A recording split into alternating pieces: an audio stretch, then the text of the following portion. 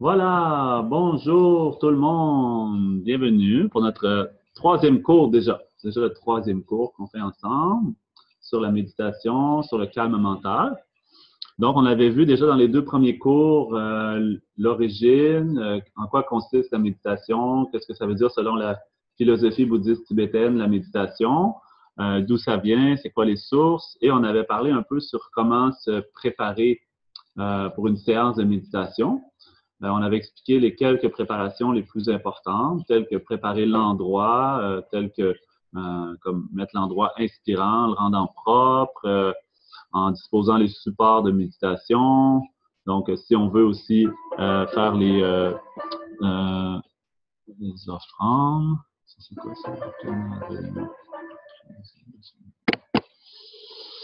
Donc, c'est ça, on avait parlé comme ça de préparer les offrandes aussi. Et la posture de méditation, on avait parlé de la posture, donc avec les 7 points, on dit la posture du Bouddha Vairocana.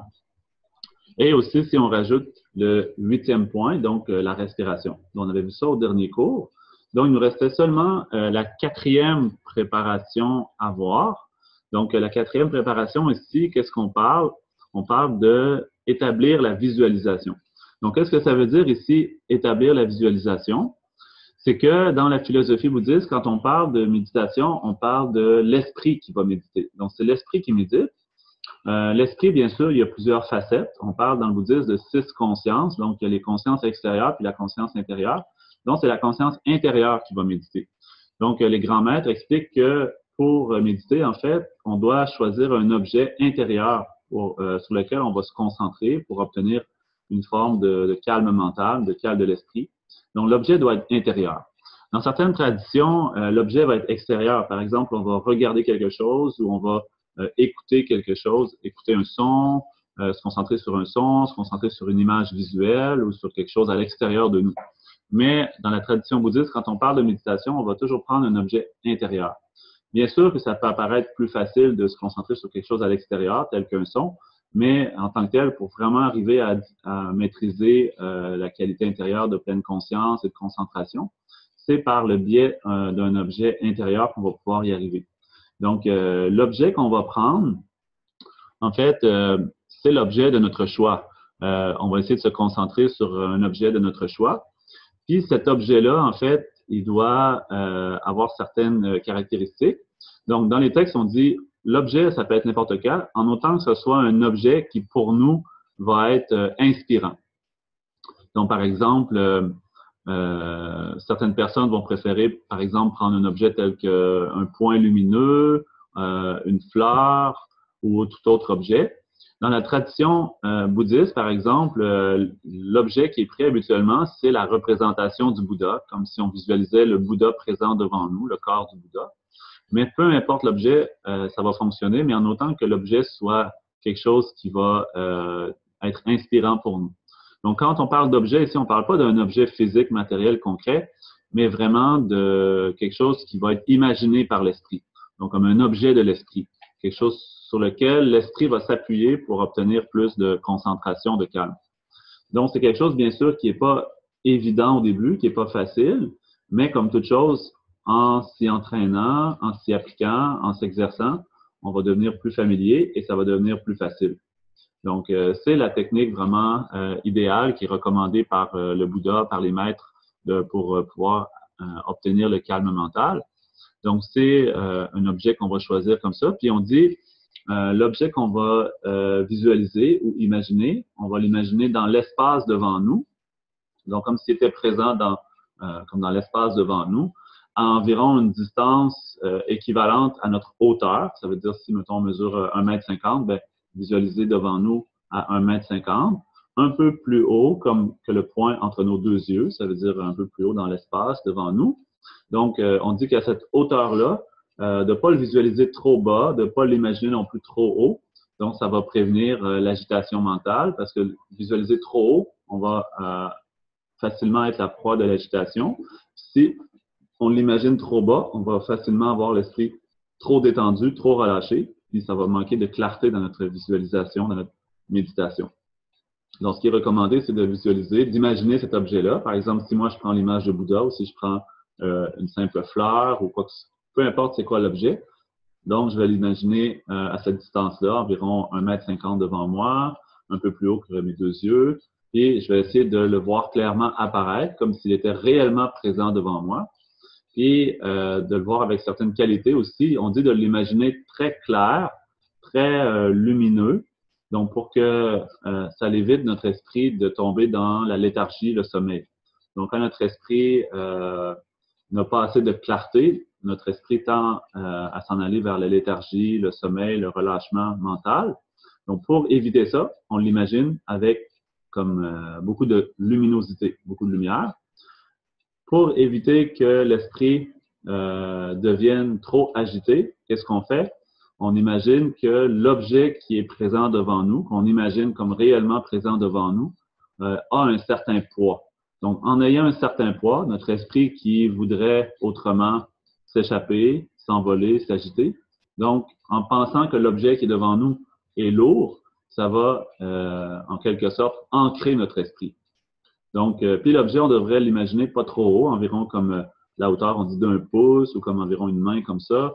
Donc, de vraiment imaginer l'objet comme s'il était réellement présent. Un peu comme quand on regarde quelque chose, on se concentre sur quelque chose visuellement, on le regarde, mais de la même façon, mais par l'imaginaire, par l'imagination.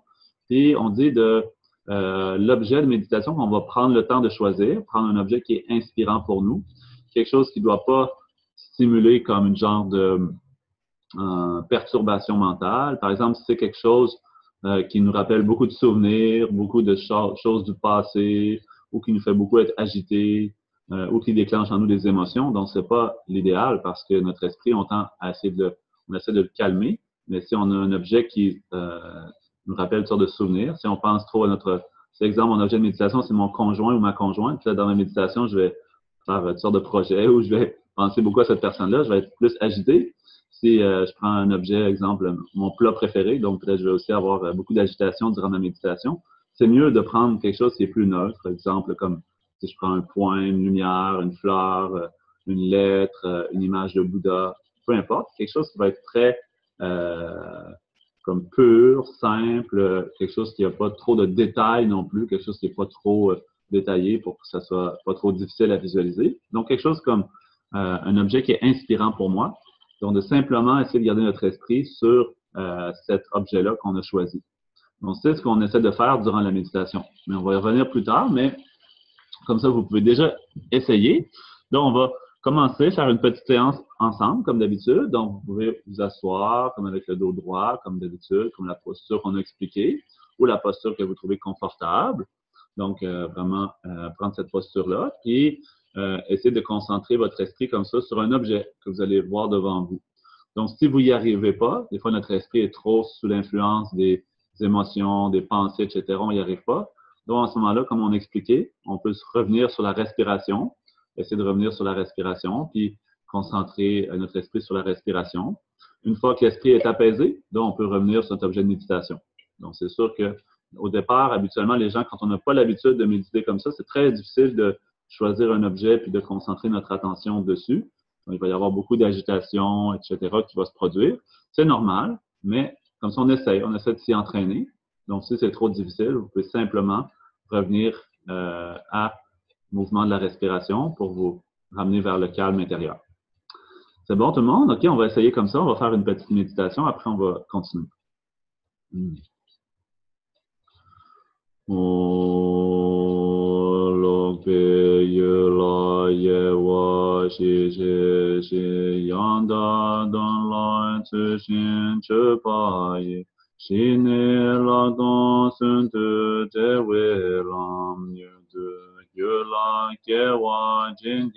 Lok pe yu la ye wa shi she shi yang da don la tsu shin chu pa yi shi ni la don sun tu de we lam yu de yu la ye wa jin ji lo.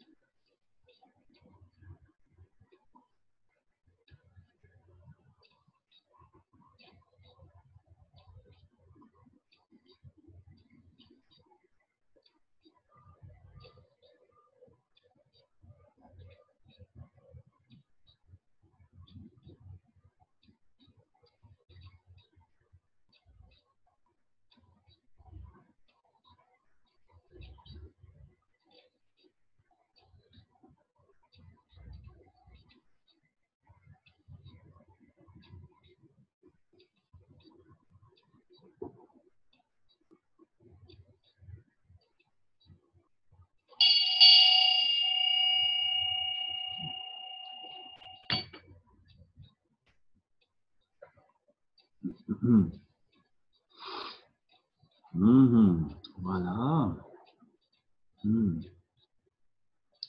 Voilà. Donc maintenant, on va parler aujourd'hui des conditions favorables à la méditation. Parce que maintenant, on a parlé des préparations, donc sur comment se préparer pour la séance de méditation proprement dite.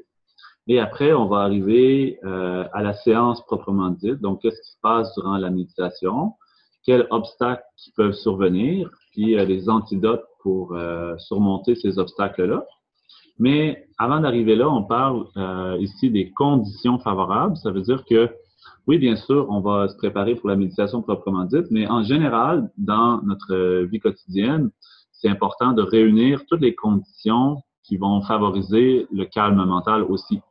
Parce que même si on mettait beaucoup de temps pour essayer de méditer puis d'atteindre le calme mental par des séances de méditation, mais si on n'a pas réuni dans notre vie quotidienne les conditions favorables pour y parvenir, ça ne marchera pas. Comme ça, les maîtres expliquent que c'est Asanga, je crois, qui dit que une fois que toutes les conditions favorables au calme mental sont réunies, c'est possible d'atteindre le calme mental en l'espace de 6 mois.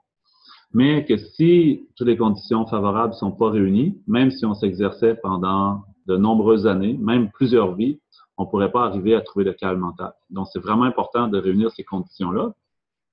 Puis, selon les maîtres, il y a différents maîtres qui vont expliquer les conditions favorables de différentes manières, avec plus ou moins de ces conditions-là, un plus grand nombre ou un plus petit nombre. Mais on dit qu'elles peuvent toutes être résumées en 6 conditions favorables. Donc, je pense ici, c'est le maître Kamalashila, maître indien qui s'appelle Kamalashila, qui lui explique comme ça les conditions favorables au nombre de 6. Donc, en tant que tel, il y a d'autres maîtres aussi, comme Asanga, lui, le maître indien Asanga, dans son texte, il explique qu'il y a 34 formes de conditions favorables, mais on peut toutes les résumer en 6. Donc, quelles sont ces 6 conditions favorables-là? Qui sont si importantes parce que, comme on a dit ici, on n'a pas réuni ces conditions favorables-là, même si on dit, moi, je médite même 2 heures par jour, puis que je vais atteindre le calme mental, mais je n'ai pas réuni ces conditions-là. Même si je passe de nombreuses années, j'y arriverai pas. Puis que si je les ai toutes réunies en l'espace de quelques mois, je peux atteindre le calme mental. Donc, ça veut dire que c'est très important de réunir ces conditions-là. Dans la première condition qu'il explique, c'est un endroit doté de toutes les particularités. Dans le fond, il y a ce qui explique la première condition favorable, c'est l'endroit dans lequel on va se consacrer à la méditation, dans lequel on va passer du temps pour obtenir le calme mental. Cet endroit-là doit avoir certaines particularités. On ne parle pas ici nécessairement de comme l'endroit de méditation uniquement, comme la pièce dans laquelle je vais méditer, pas seulement ça, mais aussi l'environnement dans lequel je vais vivre. Donc, il parle de cet endroit-là comme ayant 5 caractéristiques. La première caractéristique, c'est que dans l'environnement dans lequel je vais chercher à méditer ou atteindre le calme mental, il faut que cet environnement-là, je puisse avoir accès à toutes les conditions matérielles. Pourquoi il dit ça? Parce que parfois, les gens vont mal comprendre l'essence du chemin spirituel. Ils vont penser que devenir une personne spirituelle, ça veut dire abandonner tout ce qui est matériel. Des fois, il y a des gens qui pensent comme ça, que quand ils veulent commencer à méditer, puis ils se rendent compte de l'importance d'un cheminement spirituel, ils se disent le matériel, ça n'a rien d'important, c'est pas important. Puis ils vont vraiment pas prendre assez soin de réunir ces conditions matérielles-là. Donc, il dit, bien sûr qu'on essaie on pense pas ici de devenir une personne matérialiste ou de penser seulement au matériel, mais pour notre vie, pour être bien, pour être heureux, pour être capable d'avoir une vie saine et équilibrée, ça prend certaines conditions favorables, telles que certaines conditions matérielles. Donc, pour ça, il dit, l'environnement dans lequel on est devrait avoir toutes les conditions favorables, toutes les conditions matérielles nécessaires.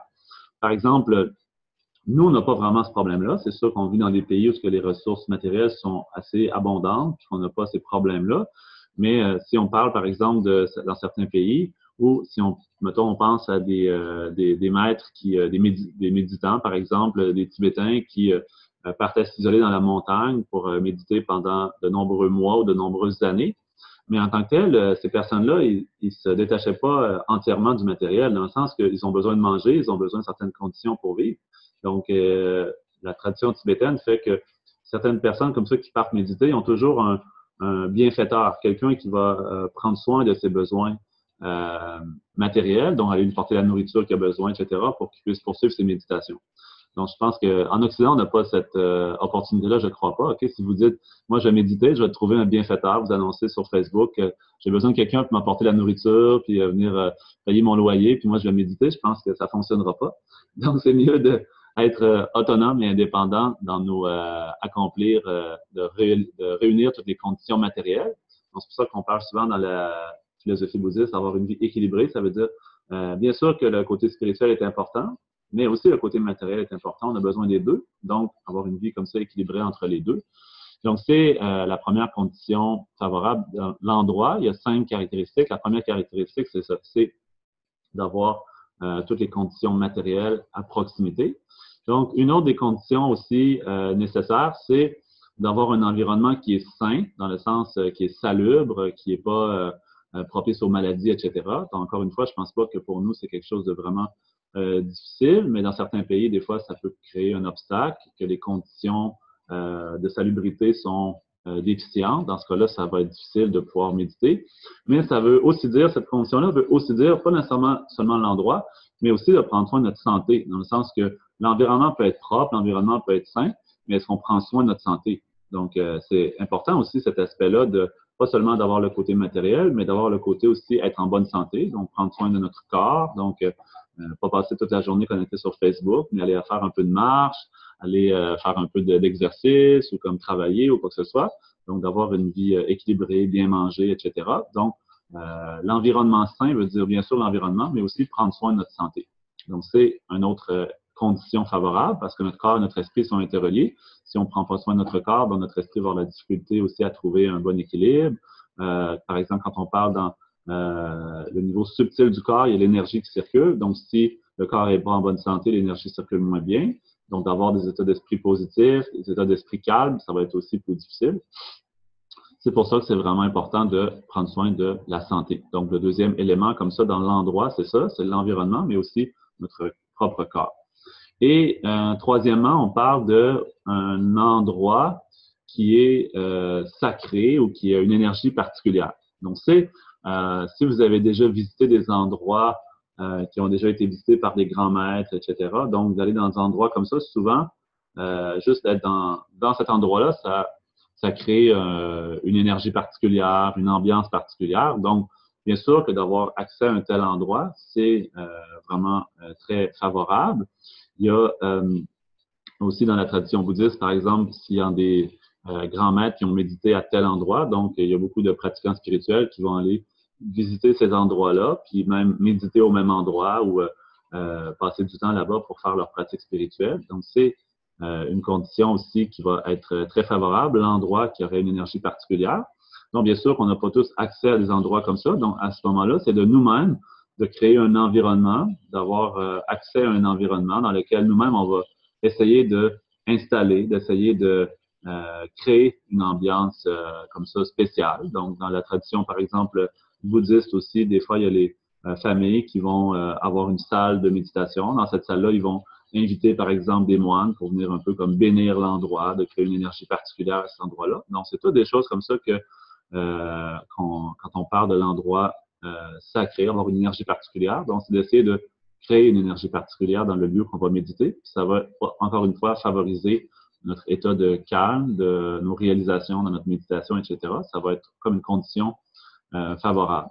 C'est sûr que si on était un pratiquant vraiment extrêmement avancé, donc on n'aurait pas nécessairement besoin de ces conditions-là. Par exemple, dans la tradition aussi tibétaine, il y a certains méditants qui vont aller méditer dans les cimetières. Par exemple, la nuit, ils vont aller dans les cimetières pour méditer. Puis dans les cimetières, c'est pas des cimetières jolis et bien décorés comme chez nous avec des belles fleurs, tout ça, mais c'est plutôt des cimetières où il y a beaucoup d'animaux sauvages, etc.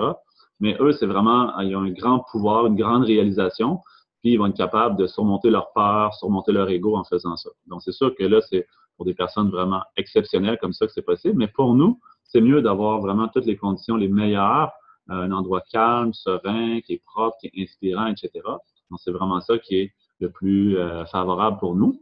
Donc, un endroit qui a cette énergie-là.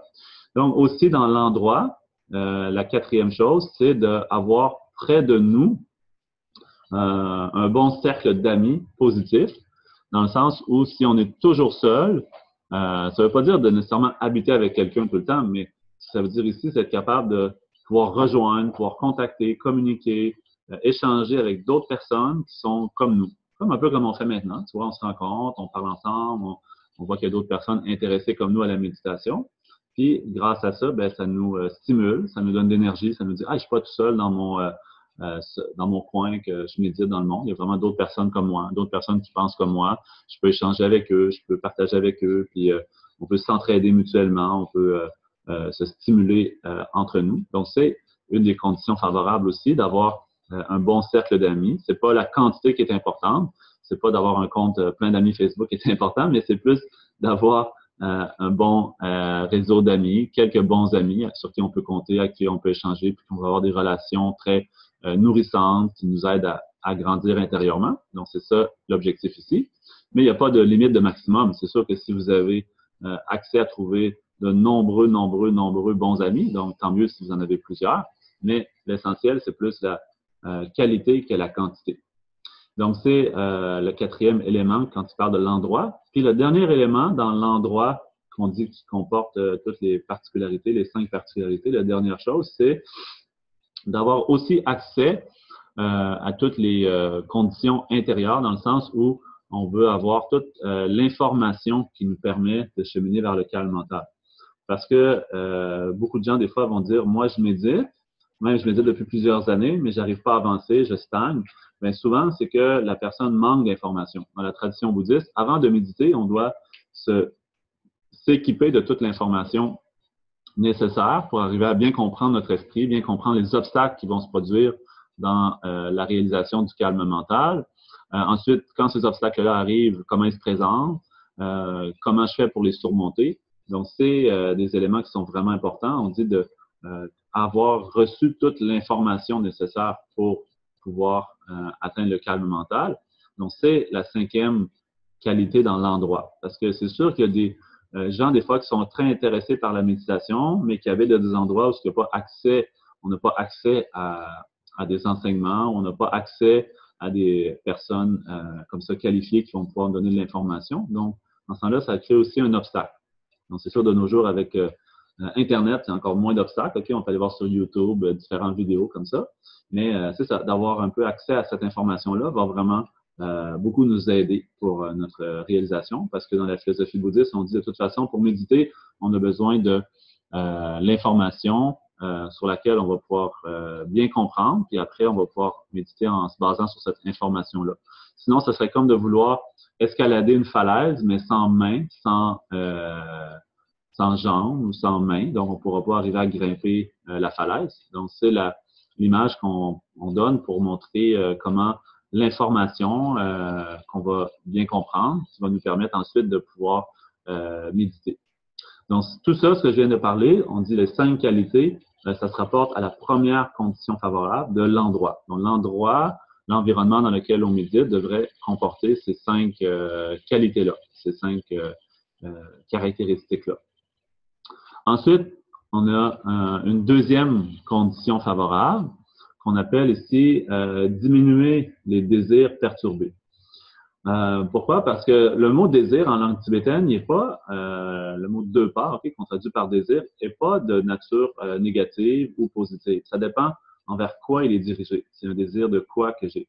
Mais il y a certains désirs qui sont considérés comme perturbés ou cause de souffrance, dans le sens où quand c'est quelque chose qui n'est pas utile ou quelque chose qui est nuisible qu'on désire, donc ça devient une source d'insatisfaction. On va jamais être satisfait. Comme on dit dans la philosophie bouddhiste, qu'est-ce qui nous maintient principalement dans la souffrance, dans les problèmes, dans les difficultés? C'est notre désir qui est jamais contrôlé ou jamais comme il n'y a pas de limite. Parce qu'on dit la nature du désir même, c'est une fois qu'on a rempli un désir, il y a un autre désir qui se manifeste derrière. C'est quelque chose comme, c'est sûr qu'en tant que tel, pour être heureux, on a besoin d'avoir certains désirs, on a besoin de remplir ces désirs-là. Mais est-ce que tous les désirs vont nous rendre heureux? Puis est-ce que plus qu'on a de désirs, est-ce qu'on va être plus heureux? Bien sûr que non. Parce que depuis qu'on est né, si on pense à notre vie présente, depuis qu'on est né, depuis qu'on est jeune enfant, on a eu de nombreux désirs, puis on a essayé de les remplir, de les satisfaire, etc. Mais pourtant, si on regarde tous les désirs qu'on a remplis, est-ce que notre état de satisfaction profonde s'accroît avec le temps en étant capable de réunir tous nos désirs? Par exemple, si on pensait à une personne qui a vraiment beaucoup d'argent, et est-ce que cette personne-là, avec beaucoup d'argent qu'elle peut tout remplir tous ses désirs, elle peut avoir tout ce qu'elle veut, est-ce qu'elle va nécessairement être plus heureuse? Bien sûr que non. Donc, c'est pas d'être capable de tout réaliser tous nos désirs qui vont nous rendre heureux. Souvent, c'est comme un peu le désir, c'est un peu comme un bol qui a un trou dans le fond. Donc, une fois qu'on a rempli un désir, il y a encore un autre désir qui se manifeste derrière. Par exemple, si je dis, moi, je veux que dans ma vie, j'ai telle et telle condition présente. Par exemple, si je cherche un travail, puis ce travail-là me donne tel salaire. Donc, au début, vu que c'est un salaire qui me paraît intéressant, je vais être satisfait. Mais après, si j'entends parler que quelqu'un a un autre salaire qui est plus élevé que le mien, moi, je vais commencer à penser, ah, je voudrais avoir un autre meilleur salaire. Donc, une fois que j'ai trouvé un poste avec un meilleur salaire, encore, j'ai le désir qui apparaît d'avoir un autre salaire meilleur. Même chose dans n'importe quel type de phénomène, que ce soit par rapport à une voiture. Je peux avoir une voiture, mais plus tard, je me dis, ah, finalement, ça serait mieux d'avoir telle voiture, une autre voiture différente. Donc, on fait la même chose après ça avec nos relations humaines. Des fois, on a un désir pour une personne, on a rencontré cette personne-là, mais après, plus tard, c'est notre désir n'est pas satisfait. Il y a encore d'autres choses qu'on veut meilleures. Donc, on dit, ah, je vais chercher un autre conjoint, une autre conjointe meilleure parce que celle-là ne satisfait pas mon désir. Donc, comme ça, notre désir est jamais réellement satisfait. Donc, comme ça, on dit, si on veut arriver à trouver une forme de paix intérieure, une forme de calme mental, on doit arriver à reconnaître que cet esprit-là du désir, que notre esprit qui toujours dirige notre esprit ailleurs, lui-même, il nuit à notre paix intérieure. On cherche le calme de l'esprit, mais l'esprit qui désire toujours avoir plus, lui, il fait obstacle à notre paix intérieure.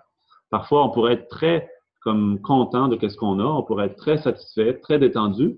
Par exemple, si on a une journée en vacances, qu'on est vraiment détendu, qu'on est calme, on pourrait vraiment profiter de cette journée-là juste à rester calme et détendu.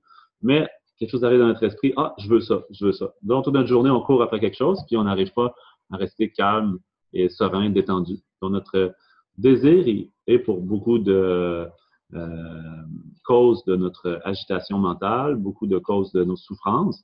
Par exemple, des fois, les gens aussi auraient une vie comme très belle, très calme, très sereine, mais à cause du désir, ah, on veut plus, donc il faut que j'y aille travailler plus. Quand je suis trop vu que je veux plus, il faut que je travaille plus. Quand je travaille plus, donc après ça, je suis fatigué. Donc après ça, il faut que je me repose, mais je trouve pas le temps, donc je suis stressé. Donc ça, il y a toutes sortes de choses qui arrivent. Notre société, regarde comment elle s'est développée au niveau matériel et technologique, mais maintenant, les gens courent à gauche et à droite pour faire tout ce qu'ils ont à faire. C'est en grosse partie à cause de nos désirs. Avant, on avait moins de choses matérielles et technologiques, tout ça, puis on fonctionnait quand même. Mais maintenant, parce qu'on a fait croître notre désir pour différentes choses. Donc maintenant, on est en train de devoir courir pour répondre à ces différents besoins-là. Donc comme ça, on dit, pour arriver à une forme de paix intérieure, de calme mental, c'est très important d'arriver nous-mêmes à choisir, à mettre une limite sur nos désirs. De dire, OK, maintenant, est-ce que ce désir-là est utile pour mon bonheur? Si oui, bien sûr, je vais le remplir. Mais s'il n'est pas utile, si au contraire même il nuit à mon bonheur, donc ce désir-là, je vais l'arrêter. Parce qu'il y a plein de choses des fois qu'on désire, mais si on réfléchit, on se rend compte que ça ne va pas nous rendre vraiment heureux, puis ça va peut-être même nous rendre malheureux. Donc, ce désir-là, on dit, c'est lui qui est perturbé, c'est lui qui est dérangeant pour notre bonheur. Donc, ça, c'est la deuxième condition favorable, d'arriver à nous-mêmes avoir une forme de limite sur nos différents désirs perturbés. Troisième chose, c'est cultiver le contentement. Donc, cultiver le contentement, ça se rapporte beaucoup avec la deuxième chose, la deuxième condition favorable, qui est diminuer le désir. Donc, d'arriver à être content de qu'est-ce qu'on a. Par exemple, si on pense en termes de conditions qu'on peut avoir présentement dans notre vie. Par exemple, si on pense à qu'est-ce qu'on a au niveau matériel, qu'est-ce qu'on a au niveau des relations humaines, par exemple, dans le monde, il y a tellement de gens, tellement d'êtres qui vivent différentes souffrances, qui n'ont pas accès à avoir des relations familiales, qui n'ont pas accès à avoir des conditions matérielles suffisantes. Par exemple, combien de personnes sont dans des situations de famine ou de guerre ou de violence, etc. Donc, nous, présentement, dans notre situation, si on est libre de tous ces problèmes-là, on n'a pas à avoir à subir la guerre au jour le jour, on n'a pas à avoir à subir la famine au jour le jour, on n'a pas à subir la violence, on n'a pas à subir comme l'isolement ou la vie, je sais pas, comme retiré du monde, comme vraiment en prison ou quoi que ce soit, mais il y a tellement de monde sur la Terre qui vivent des situations très pénibles, très difficiles. Nous, si on se compare avec ces personnes-là, notre situation est vraiment comme un paradis. On n'a pas vraiment de problème majeur. Donc, cultiver le contentement, c'est être capable d'apprécier qu'est-ce qu'on a, de dire qu'est-ce que j'ai présentement, si j'ai un endroit pour vivre. Il y a plusieurs personnes sur la Terre qui n'ont pas un endroit pour vivre, ou s'ils ont un endroit pour vivre qui est vraiment insalubre ou qui n'est pas convenable pour vivre correctement sans tomber malade. Donc, on a un endroit pour vivre, on a accès à la nourriture en abondance, on a accès à l'argent, on a accès à des relations familiales, humaines, amicales, etc. Donc, tout ça, parfois, on a la tendance en Occident parce qu'on a justement un désir jamais satisfait, donc de toujours chercher mieux, chercher plus que qu'est-ce qu'on a présentement. Plutôt que de prendre le temps d'apprécier, de juste d'être content, d'apprécier, d'être joyeux de qu'est-ce qu'on a déjà. Donc, souvent, les gens, c'est ça, ils ont accès à beaucoup, ils ont une grande facilité ou accès à beaucoup de choses facilement, mais plutôt que d'apprécier ça, de se satisfaire, de se sentir comblé d'avoir ça, donc, l'esprit du désir fait qu'on veut encore plus. Donc, on est continuellement insatisfait. Donc, cultiver le contentement, c'est d'apprendre à apprécier qu'est-ce qu'on a présentement, apprendre à rester heureux, joyeux de qu'est-ce qu'on a présentement. C'est une chose vraiment importante. Parce que dans le monde aussi, il y a des personnes parfois qui ont beaucoup moins que nous, qui peuvent être vraiment vivre dans la pauvreté ou dans certaines situations très difficiles, mais pourtant, leur esprit est content, satisfait, joyeux, parce que pour eux, le peu qu'ils ont, ils sont capables de l'apprécier, d'en être satisfaits et contents. Donc, la troisième qualité, comme ça, importante pour arriver à trouver le calme mental, c'est être capable d'avoir cet esprit-là de satisfaction, de joie, de contentement, d'avoir un esprit comme heureux, satisfait, qui apprécie qu'est-ce qu'il a déjà. Donc, c'est la troisième condition vraiment importante aussi. Si on regarde dans notre vie quotidienne, même si on parlait d'une personne qui ne médite pas, qui ne connaît pas la méditation, qui ne pratique pas la méditation, si une personne est capable comme ça d'avoir un esprit qui n'est pas trop dans le désir, qui est capable d'apprécier la vie, d'apprécier qu'est-ce qu'il a, d'être content de qu'est-ce qu'il a, plutôt que toujours penser à avoir plus, est capable de dire « Hey, je suis chanceux, j'ai une bonne famille, j'ai un bon conjoint, une bonne conjointe, des enfants avec qui je peux passer du temps, des enfants qui m'aiment, j'ai la santé, j'ai ci, j'ai ça. » Donc, comme ça, il y a des gens parfois aussi qui sont, par exemple, des gens handicapés, mais quand même, ces personnes-là sont très heureuses. Hey, je suis chanceux. Une fois, j'ai rencontré comme ça une jeune fille, elle était comme violentée, vraiment comme poignardée par quelqu'un, mais elle a failli mourir, mais quand même, elle est très heureuse. Elle dit « Ah, je suis content, je suis en vie. » Elle a difficulté à marcher parce qu'elle a un genre de handicap à cause de ça, mais très contente. Elle dit « Ah, je suis encore en vie, je me considère chanceuse, je suis heureux. » Comprenez-vous, c'est un peu comme ça, c'est d'essayer de développer, plutôt toujours penser à avoir plus. Ah, pour être heureux, il faudrait que j'aille ça. Mais non, pensons plutôt à qu'est-ce qu'on a. Donc, tout ça va apaiser notre esprit. Donc, comme ça, c'est une condition aussi favorable, c'est cultiver le contentement. Donc, une autre condition favorable, on dit, c'est avoir une éthique pure. On parle de l'importance beaucoup dans la philosophie bouddhiste de l'éthique. Donc, qu'est-ce que ça veut dire ici, l'éthique? En fait, tout l'enseignement du Bouddha, si on résume tout son enseignement, on dit que c'est pour développer trois qualités ou trois entraînements, que sont l'éthique, la concentration et la sagesse. C'est le plus important ou le plus profond, c'est la sagesse, parce qu'on dit que qu'est-ce qui nous maintient dans la souffrance, c'est notre ignorance ou notre ego. Et la façon de se libérer de l'ignorance ou l'ego, c'est notre sagesse, c'est la compréhension des choses. Comment fonctionne notre esprit, comment fonctionnent nos émotions. Donc, grâce à la sagesse, on va pouvoir désamorcer le pouvoir des émotions, désamorcer le pouvoir de l'ego, puis on va arriver à retrouver la paix intérieure, retrouver la joie.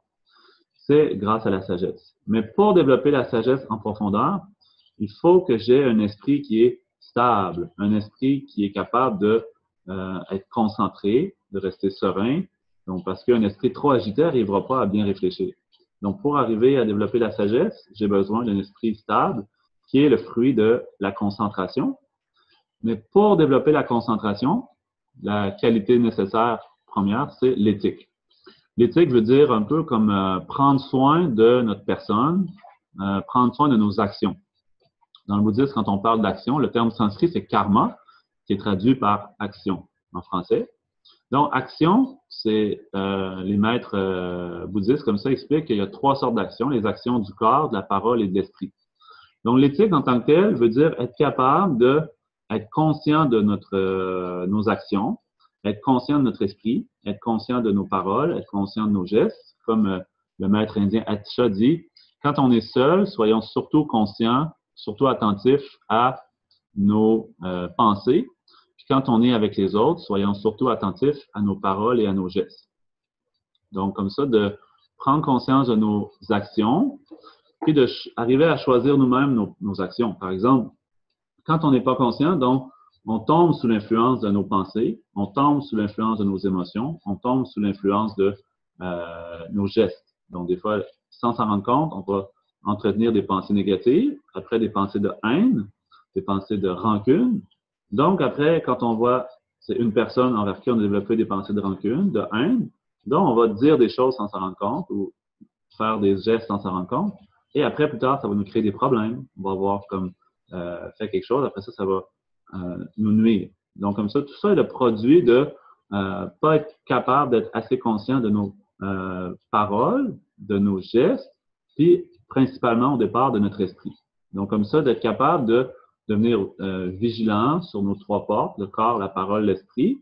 Donc, on va devenir capable de mieux choisir quelle sorte de pensée on veut entretenir. Donc, de faire la distinction entre les pensées qui sont génératrices de bonheur, les pensées qui sont génératrices de souffrance, d'être capable de diminuer la force de celles qui sont négatives, augmenter la force de celles qui sont positives. Et donc, après, nos gestes, nos paroles vont être le reflet de nos pensées plus positives. Donc, c'est pour ça qu'on dit, pour arriver à développer, tantôt j'ai parlé des 3 qualités, l'éthique, la concentration et la sagesse. Pour développer la sagesse, il faut que j'ai un esprit calme, qui est le fruit de la concentration. Donc, la concentration profonde est difficile à développer. On va travailler avec les niveaux les plus subtils de l'esprit. Pour arriver à travailler avec les niveaux les plus subtils de l'esprit, donc il faut être capable au départ de reconnaître les niveaux les plus grossiers de nos actions, que sont nos pensées, nos émotions, puis nos gestes et nos paroles, encore plus grossiers encore nos gestes et nos paroles. Donc, l'éthique ici veut dire comme être conscient de nos 3 portes, le corps, la parole, l'esprit, puis dans la meilleure, autant qu'on est capable. C'est sûr que se le faire à 100%, c'est impossible, on ne sera pas capable, mais dans la meilleure, au mieux de nos capacités, essayer le plus possible d'être conscient, vigilant sur qu'est-ce qu'on pense, qu'est-ce qu'on dit, qu'est-ce qu'on fait. Puis dès qu'on voit quelque chose est nuisible pour nous ou nuisible pour les autres, donc tout de suite de penser aux effets que ça va produire et tout de suite arrêter, de tout de suite dire, oh, cette action-là, c'est pas correct parce que ça va créer de la souffrance à moi, ça va créer de la souffrance aux autres. Par exemple, quelqu'un qui pense trop envers lui-même, d'avoir des pensées négatives, de haine envers lui-même, donc risque de se détester, puis risque de se faire lui-même du mal, donc même de se suicider. Si j'entretiens des pensées de haine envers quelqu'un d'autre, je risque de vouloir la blesser, puis même. Donc, quand on voit les meurtres qui sont commis, quand on voit les gestes agressifs, les paroles agressives, ça vient aussi de, comme ça, une intention de haine. Donc, comme ça, en reconnaissant les différentes pensées qui sont de nature négative, telles que la jalousie, la colère, la haine, l'attachement, la peur, etc. Donc, reconnaître comment ces émotions-là apparaissent, puis tranquillement arriver à diminuer la force de ces pensées-là, puis ces émotions-là, puis accroître celles qui sont positives. Donc, c'est comme ça qu'on s'entraîne à l'éthique. Donc, une fois que je suis capable de maîtriser ce qui est le plus grossier, donc mes 3 portes, après, donc, d'aller travailler sur mon esprit plus de façon subtile, ça va être accessible.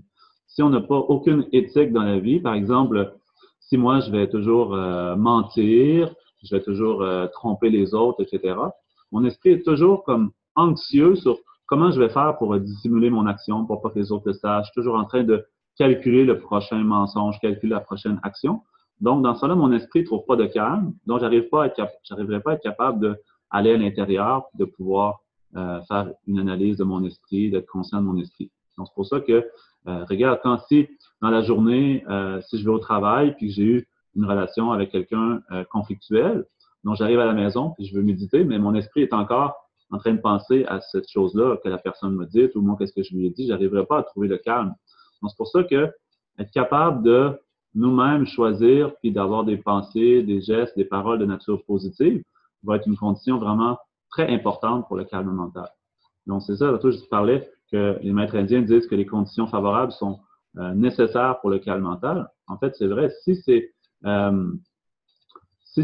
choses-là sont réunies, donc naturellement, notre esprit devient plus calme. Même si on n'allait pas vraiment faire d'efforts proprement dit à beaucoup méditer, notre esprit va devenir naturellement plus calme. Donc, c'est des conditions comme ça qui sont vraiment très importantes. Donc, ça, c'est pour la quatrième. C'est une éthique pure. Cinquièmement, on parle de quelles conditions favorables ici? On parle de les activités, ou comment on dit, les activités de nature plus mondaine, de diminuer. OK? Pourquoi on dit ça? Il dit comme les distractions de la société. OK? Abandonner les distractions de la société ou diminuer les distractions de la société. Qu'est-ce que ça veut dire ici? C'est que tant que notre esprit est agité vers l'extérieur, tant notre esprit il croit que le bonheur va s'atteindre par l'extérieur, quand je vais avoir telle chose, quand je vais faire telle chose, je vais être heureux, etc. L'esprit est toujours un peu comme le hamster dans la cage, quand il tourne dans le petit rouleau comme ça, OK, il pense en faisant un pas de plus, il va être capable d'attraper la carotte ou quelque chose qui est derrière, OK, il pense être heureux comme ça. Donc, quand nous, on va toujours poursuivre différents objectifs extérieurs, c'est un peu comme si notre esprit, il pense, je vais être heureux de cette manière-là. Mais comme ça, notre esprit, si on veut arriver à trouver un état de calme, de sérénité intérieure, c'est important de cultiver ça à l'intérieur de nous. Mais dans notre société, souvent, ce que les gens font, c'est de plus chercher à l'extérieur. Donc, on va continuellement s'agiter, continuellement chercher quelque chose à l'extérieur. Notre société fonctionne comme ça. C'est plus la publicité, plus les émissions de télévision, cinéma, musique, quoi que ce soit. Notre esprit est toujours en train de vouloir plus. Donc, la société, elle, encourage ça en nous proposant des nouvelles activités, des nouvelles choses. Donc, c'est bon, participer à différentes activités, etc., mais c'est juste que après, notre esprit se tourne plus vers ça, est plus intéressé vers ça. Donc, après, l'esprit a moins de temps, moins de potentiel pour être capable de cultiver plus une force intérieure. Parce qu'on dit, quand même, quand on parle de méditation, ça veut dire de familiariser notre esprit, entraîner notre esprit, développer une habitude.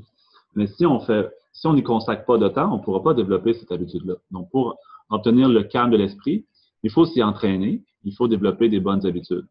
Pour développer cette habitude-là, ça demande du temps.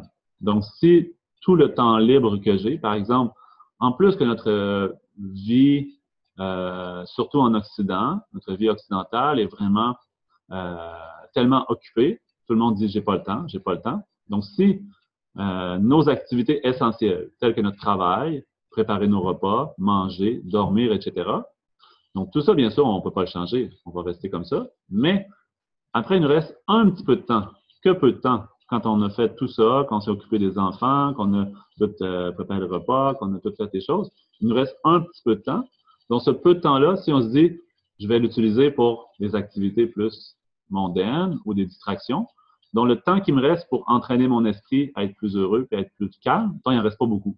Donc, comme ça, je n'aurai pas de succès si je ne m'y entraîne pas. C'est la même chose si quelqu'un dirait, moi, je veux m'entraîner pour devenir bon aux Olympiques, pour gagner le prochain tournoi de soccer ou de n'importe quel sport, quelle activité. Mais si quand j'ai du temps libre, non, je ne prends pas ce temps-là pour m'entraîner, je ne m'exerce pas. Donc, je n'arriverai pas non plus à pouvoir développer plus d'expertise dans ce domaine-là. Donc, pour que je sois bon dans quelque chose, il faut que je consacre du temps. Donc, pour avoir un esprit qui est capable de rester serein, il faut que je m'y exerce. Il faut que je prenne du temps, que je m'y entraîne en prenant du temps plus de repos, du temps plus pour moi, pour faire des activités qui m'aident à pouvoir trouver plus de calme, de sérénité intérieure.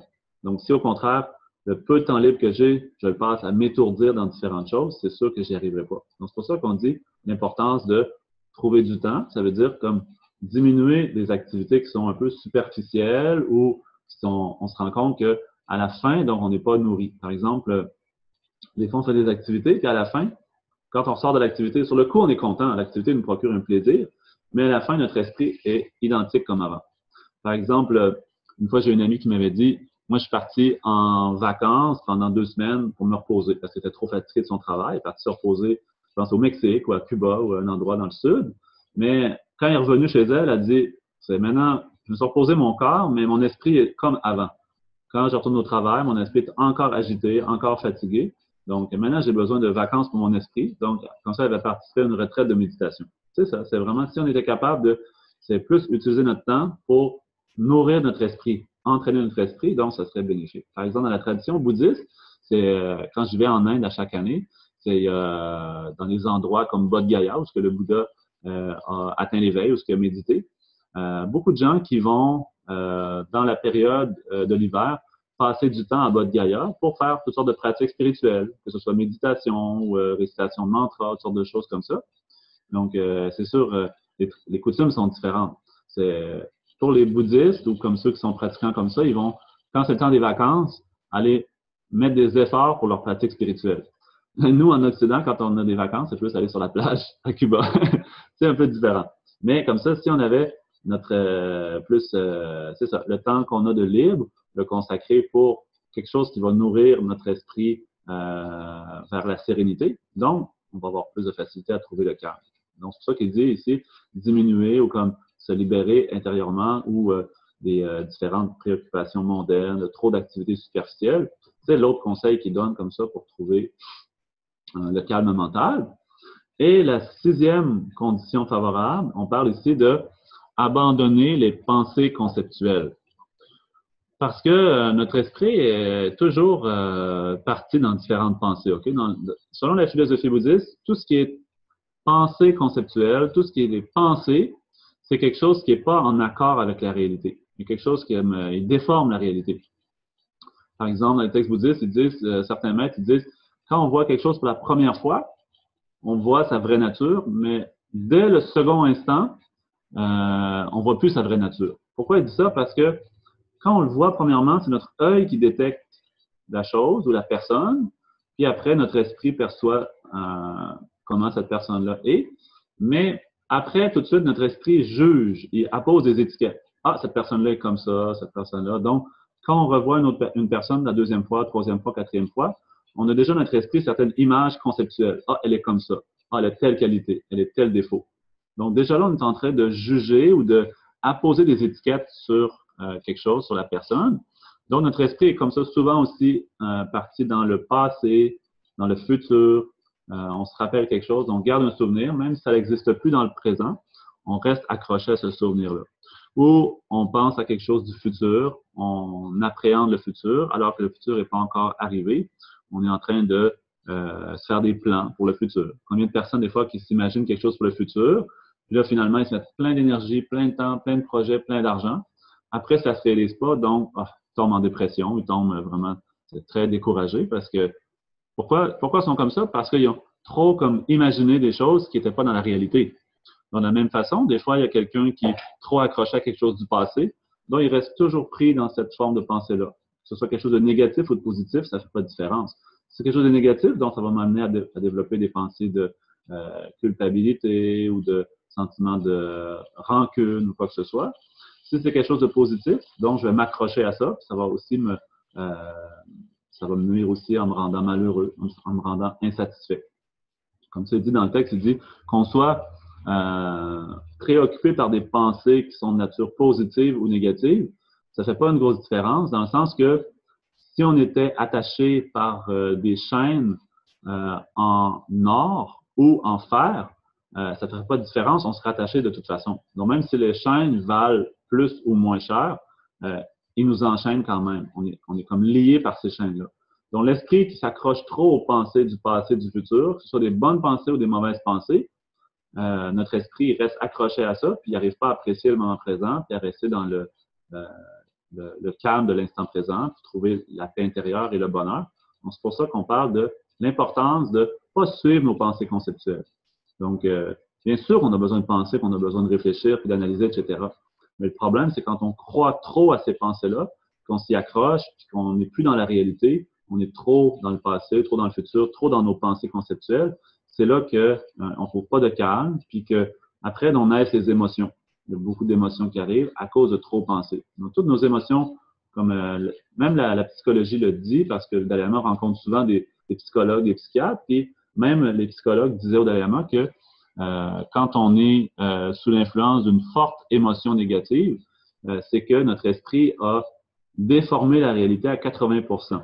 Ça veut dire que notre esprit, il imagine des choses, on développe des pensées sur quelque chose alors que c'est pas la réalité. Et là, notre esprit embarque dans une profonde attachement, une profonde colère envers quelque chose, quelqu'un, une situation, parce que notre esprit a trop imaginé, il a cru que c'était la réalité. Donc, comme ça, si l'esprit était capable de mieux apprécier l'instant présent, les choses comme elles sont, on ne s'accrocherait pas aux pensées comme ça, puis on serait toujours en train de renouveler notre esprit. Ah, c'est dans le présent maintenant, c'est pas pareil comme hier. Hier, c'est fini, maintenant, j'oublie ça. Donc, demain, ça sera demain. Demain, ça va arriver quand ça arrivera. Maintenant, on n'est pas demain. Un peu comme les enfants. Les enfants sont plus capables comme ça de faire comme ça que nous. C'est les enfants, ils ont moins comme l'inquiétude pour le futur, moins préoccupation du passé. Donc, comme ça, ils sont plus dans l'instant présent. Donc, nous, ça veut pas dire qu'on doit devenir comme les enfants dans le sens où on va plus jamais penser au futur, plus jamais penser au passé. Non, c'est bon. Le passé, on peut apprendre du passé. On peut prévoir le futur, c'est bon. Mais il faut juste pas trop se laisser prendre dans le jeu comme ça des pensées, de se laisser accrocher en pensant que c'est réel le futur, que le passé, vraiment, on peut le changer, on peut retourner en arrière. Non, le passé, oui, existe, mais je peux pas retourner en arrière. Le futur existe, je peux le prévoir, mais je vais pas trop m'inquiéter parce que on verra quand ça va arriver. Maintenant, je vais pas trop m'inquiéter d'avance. Je vais essayer de plus concentrer mon énergie dans le moment présent. Donc, comme ça, c'est juste un petit résumé, comme ça, un petit aperçu très général, comme ça, des 6 conditions favorables. Donc, c'est ça, comme on dit, si ces 6 conditions favorables-là sont réunies, donc, c'est possible d'atteindre le calme mental en l'espace de 6 mois. Mais 6 mois, moi, ça fait depuis longtemps que je médite, mais j'ai pas encore atteint le calme mental. Pourquoi?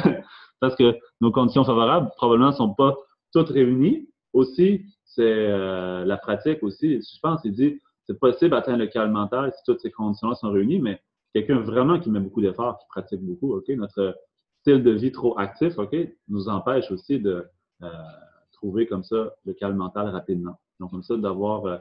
mais de toute façon, juste de prendre le temps de s'intéresser à ces conditions-là et de les mettre en place un petit peu dans notre vie, même si on ne réussit pas à toutes les réunir parfaitement.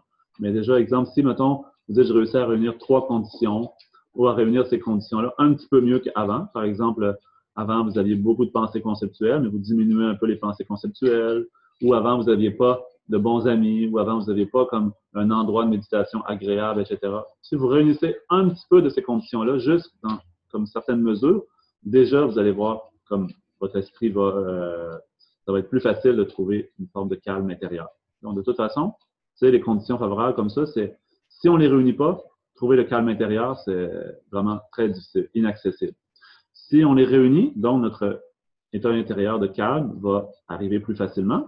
Donc, après, si en plus, on va vraiment se consacrer à la méditation, essayer de vraiment développer ces qualités-là à l'intérieur de nous, donc, maintenant, ça va être très accessible. C'est bon, tout le monde? OK. Donc, on va maintenant faire une petite méditation, encore une fois, OK?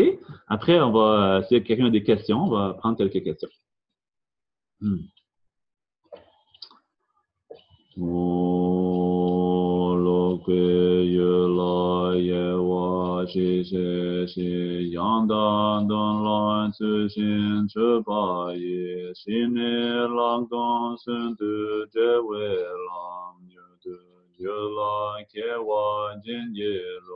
Lok be ye la ye wa shi she xin yang da dong lan zi xin zhi ba yi shi ne la gong sun de zhe wei lam yu du yu la jie wan jing ge